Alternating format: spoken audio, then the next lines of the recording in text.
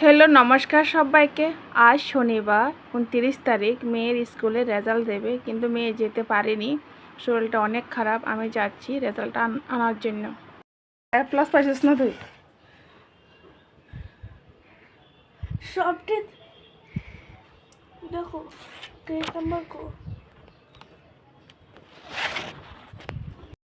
মেয়ের স্কুলে পাঠায়নি, আর মুখটা দেখো কেমন পরিমাণে ফুলছে।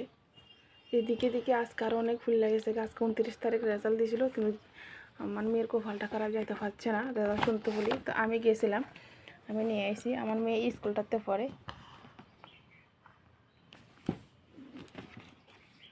আর লাস্ট এক্সামটা তার তেমন একটা ভালো হয়েছিল না, একটু অসুস্থ আছিল।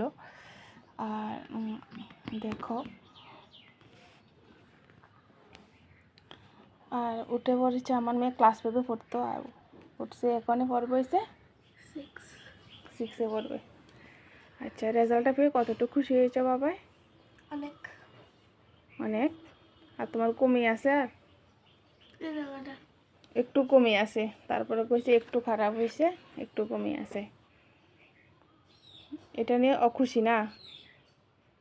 আচ্ছা, তাহলে ক্লাস 6-এ কেমন করে পড়াশোনা করবা? আরও ভালো। হ্যাঁ, এটা ছিল হয়েছে ক্লাস 4-এর। তাই ক্লাস 4-এ এমন করে মানে 5 উঠছিল। ক্লাস 5-এর পার্সেন্টেজটা এত পেয়েছে, তারপরে বলছে মা একটু কম পেয়েছি, যে অসুস্থ না হলে একটু ভালো করে পড়ে নিতাম। একটু নাম্বার কম পেয়েছে, মনটা কেমন খারাপ করছে দেখো। নাম্বার কম হয়েছে, ক্লাস 4-এ আরো কম নাম্বার পেয়েছে। তবুও তো কিন্তু তুমি এটাতে এক্সিলেন্ট দিছে না, আরে